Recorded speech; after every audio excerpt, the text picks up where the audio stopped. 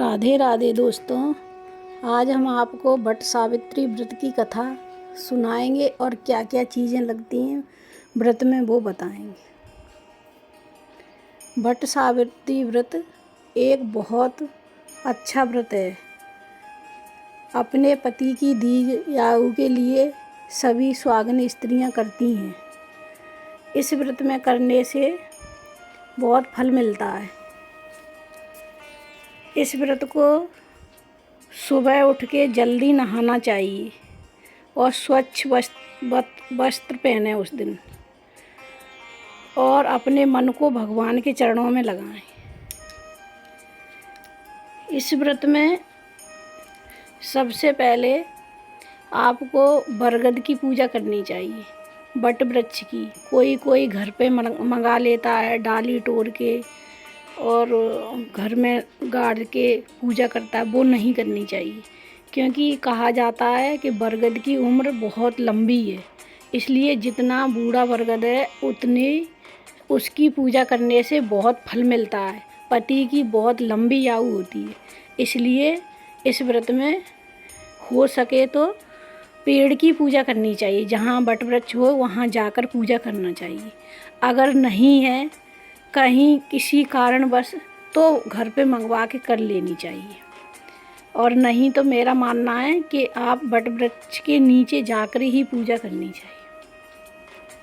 और इस व्रत में क्या लिया जाता है?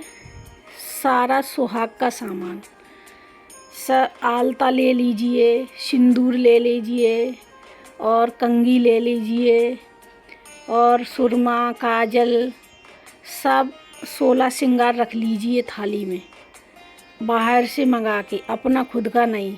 उसको दान करने से पुण्य मिलता है। और उसको वहाँ बरगद के नीचे, वट वृक्ष के नीचे जाके वहाँ उस पर फल चढ़ाया जाता है। तो खरबूजे का फल चढ़ा दीजिए, अगर सीजन के खरबूजे आम मिल रहे हैं तो वो चढ़ाइए। और वहाँ थोड़ा सा आटा ले जाते हैं, तो वहाँ फिर चौक पूरते हैं। उस चौक पे अपने घर से बना करके 4-4 पूड़ी ले जाते हैं और बरगद बनाते हैं गोल गोल, उसको बरगद कहते हैं, बरगद आई। तो पूड़ियों के ऊपर रख लेते हैं 4-4 पूड़ी और 4-4 वो बरगद आई उस पर चौक पे रख के, और फिर बीच में अग्यारी धूप दीप कपूर इससे अग्यारी करते हैं। और सुहागन स्त्रियां वहाँ जाती हैं तो बरगद की पूजा करती हैं, और पूजा में चौक पूरने के बाद धूप दीप नैवेद्य की आरती बरगद की करती हैं। फिर उसके बाद कच्चा सूत ज़रूर लेके जाना। कच्चा सूत का दोस्तों बहुत महत्व है। कच्चे सूत बरगद में उसकी परिक्रमा दी जाती है। उस कच्चे सूत से पति की उम्र बड़ी होती है, और पतिव्रता नारी अपने कच्चे सूत से किसी को भी बांध सकती है। इसलिए कच्चे सूत की आप आड़ियाँ ले लो बाज़ार से मंगा के। अगर कच्चा सूत नहीं मिलता तो धागा भी चलेगा, लेकिन नया होना चाहिए, नया। तो उस धागे से जब पूजा करने के बाद परिक्रमा लगाई जाती है। परिक्रमा लगा बरगद की मान्यता है कि 12 परिक्रमा लगाना चाहिए, इसलिए उसको बरगद बोलते हैं। इस दिन क्या हुआ था दोस्तों, वट सावित्री का व्रत था। उनके पति को यमराज लेने आए थे, लेकिन सावित्री नीचे बैठी थी। तो जैसे ही यमराज ने सावित्री के पति के प्राण खींचे तो उनके पति चिल्लाने लगे, सावित्री मुझे बचाओ। तो सावित्री की गोद में उनका सर रखा था, उनके पति का। तो जब यमराज ले जाने लगे तो उन्होंने कहा, नहीं ले जा सकते आप हमारे पति को। तो उन्होंने कही, नहीं देवी, इनकी आयु पूरी हो गई, मैं लेके जाऊंगा। तो वो लेके जाने लगे, तो उनके पीछे पीछे सावित्री भी जाने लगी।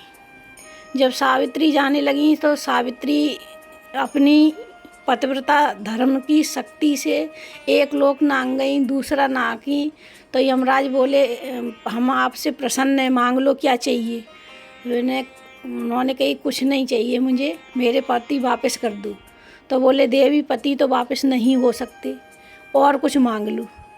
तो उन्होंने कहा इनके माता पिता की आँखें नहीं है और राज्य भी किसी राजा ने ले लिया है, वो दे दीजिए। तो उन्होंने कही दिया देवी।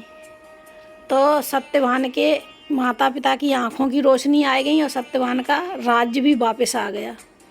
उसके बाद फिर लेके चले उनके प्राण यमराज। जब उनके प्राण लेके चले तब उन्होंने कहा पीछे पीछे देखा तो सावित्री आ रही थी। तो यमराज बोले देवी अब क्यों आ रही हैं, अब क्या चाहिए? बोला कुछ नहीं चाहिए, मुझे अपने पति चाहिए, प्राण चाहिए उनके। तो बोला वो नहीं मिल सकते, हम आपसे बहुत प्रसन्न हैं, आप और कुछ मांग लो। तो उन्होंने कहा अगर मुझे देना चाहते हो तो मेरे भैया भतीजे और मेरे बूढ़े माता पिता खुश रहें, ठीक हो जाएं। तो उन्होंने कही दिया देवी, और फिर उनके प्राण लेके चल दिए। जब प्राण लेके चले तो तीसरी बार में बिन्ने जैसे ही यमलोक पार किया तो सावित्री ने अपने पतिव्रता धर्म से उनके पीछे यमलोक में प्रवेश कर गई। तब यमराज ने कहा देवी आप क्या चाहती हो, यहाँ कोई जीवित नहीं आ सकता, यहाँ मरने के बाद ही आते। तो बोले देव मुझे कुछ नहीं चाहिए, मेरे पति वापस चाहिए। तो उनकी भक्ति की शक्ति देख के यमराज ने कहा हम तुमसे प्रसन्न हैं, चलो हमने आपके पति को प्राण दिए। तो यमराज ने इस दिन बट वृक्ष का जिस दिन अमावस होती है उसको हम लोग बरगदियाई अमावस कहते हैं। इस अमावस के दिन सावित्री अपने पति के प्राण लेके यमराज से आई थी, इसलिए इस व्रत को मनाया जाता है। इसलिए इस व्रत को बट सावित्री व्रत कहा जाता है। इस दिन जो स्त्रियां अपने पति की लंबी दीर्घ आयु के लिए बरगद की पूजा करती हैं तो उनके पति की लंबी उम्र होती है। कहा जाता है कि बरगद की उम्र बहुत लंबी है, इसलिए बट वृक्ष की पूजा की जाती है। और उस दिन मान्यता है कि जिस दिन पति के प्राण लेने आए थे यमराज, उस दिन वे अपने पल्लू से उनकी हवा कर रही थी सत्यवान की।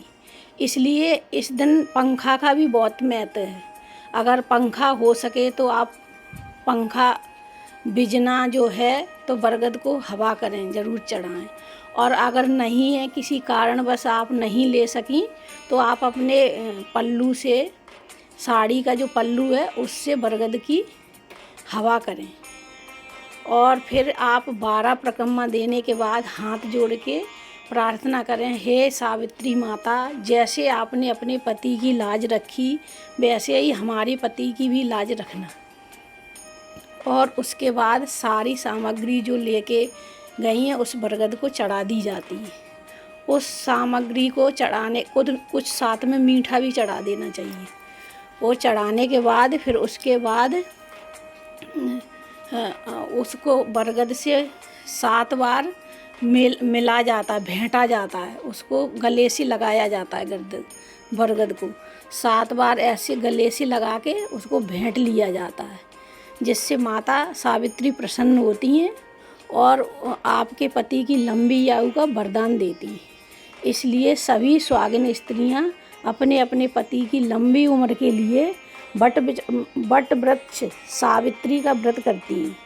उस दिन बड़ा अच्छा लगता है, सभी जाती हैं। सबसे पहले लाल चूड़ी, लाल बिंदी, लाल महावर, लाल मेहंदी, ये सब लगा के लाल साड़ी पहन के जाती हैं और बट वृक्ष के नीचे बैठ के पूजा करती हैं, तो बहुत अच्छा लगता है। यह है बट वृक्ष सावित्री व्रत कथा 2023। आप ज़रूर सुनना, इससे सुनने मात्र से ही सारे दुख दूर हो जाते हैं। दोस्तों, आपको बट वृक्ष की कथा कैसी लगी? ये हमारी कथा है और आपकी कथा है, ये सभी सुहागिन स्त्रियों की कथा है। तो आप एक बार ज़रूर करना बट वृक्ष सावित्री व्रत की पूजा, ये बहुत अच्छी होती है। और अपने दोस्तों को भी बताना। धन्यवाद।